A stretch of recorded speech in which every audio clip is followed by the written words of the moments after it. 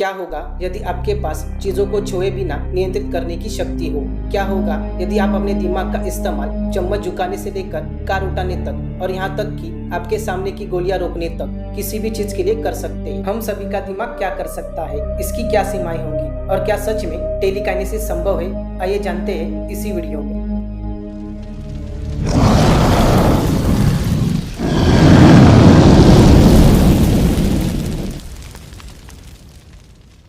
इन सत्रों के दौरान उनके ग्राहक कमरे में रहस्यमय ढंग से उड़ती हुई वस्तुओं को देख सकते थे। उन्होंने जो देखा उस पर बहुत से लोगों ने विश्वास किया। केवल उन्होंने उन छिपे हुए तारों को नहीं देखा जो माध्यम उनके दर्शकों को बेवकूफ बनाते थे। टेलीकिनेसिस, जिसे साइकोकाइनेसिस भी कहा जाता है, को हैरी हाउडनी जैसे संशयवादियों ने इसे खारिज कर दिया। 1926 में जादूगर ने किसी को भी $10,000 की पेशकश की जो मानसिक क्षमताओं का प्रदर्शन कर सकता था। वह मंच पर नकली नहीं कर सकता था।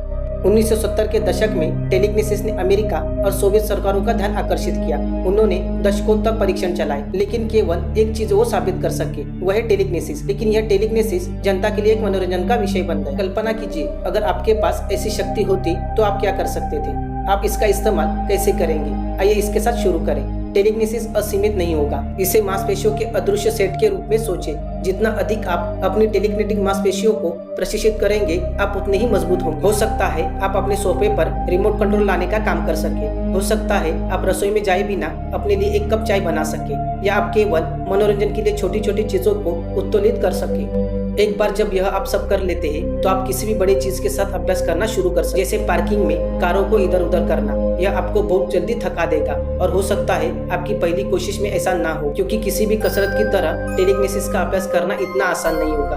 आपको इस पर काम करते रहना होगा। हो सकता है आप बादलों को दूर धकेलने और अपने शहर को तूफान या बवंडर से बचाने के लिए अपनी टेलीकिनेसिस क्षमता में पर्याप्त महारत हासिल कर सके। अपने आप को हवा में उड़ना कठिन होगा। इसके लिए आपको अपने आसपास की वस्तुओं से खुद को दूर धकेलने की आवश्यकता होगी।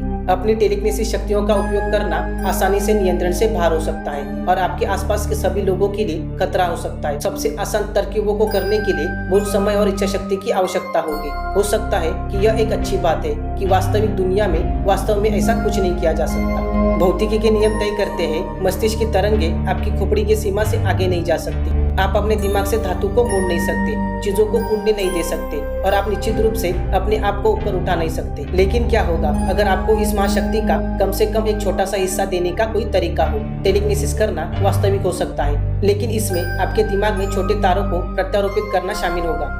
पहले से प्रत्यारोपण का उपयोग करके आपके दिमाग को पढ़ने में सक्षम है, जो दिमाग की गतिविधियों को भाषण में बदल देती है। अब पैराडॉमिक्स और एलन मस्क के न्यूरोलिंक जैसे कंपनियां ऐसे तकनीक पर काम कर रही है जो आपके वस्तुओं के बारे में सोचकर उन्हें स्थानांतरित कर सकती है। उनका शोध पक्षाघात, अंधापन या लॉक इन सिंड्रोम से पीड़ितों की मदद करने के लिए है और यह जीवन को हमेशा के लिए बदल सकता है। जो लोग पक्षाघात से पीड़ित है वे कंप्यूटर उपकरणों और कृत्रिम अंगों को नियंत्रित करने के लिए मस्तिष्क प्रत्यारोपण का उपयोग कर सकते हैं। आखिरकार प्रत्यारोपण सेलफोन की तरह सामान्य हो सकता है। दिमाग में एक उपकरण थ्रेड्स के माध्यम से उच्च मात्रा में डेटा स्थानांतरित करेगा जो मानव बाल की तुलना में बहुत पतला है। यह उस तरह का टेलीकिनेसिस नहीं होगा जैसा आप फिल्मों में देखते हैं। इसके बजाय यह एक टेक असिस्टेड होगा। और क्या होगा अगर वह हमारी तकनीक के साथ विलय की शुरुआत होगी? आपको क्या लगता है, टेलीकिनेसिस संभव है या नहीं? इसके बारे में आपकी क्या राय है? हमें नीचे कमेंट बॉक्स पर लिखकर बताएं। और आज के लिए बस इतना ही। फिर मिलेंगे अगले वीडियो में। तब तक के लिए बाय।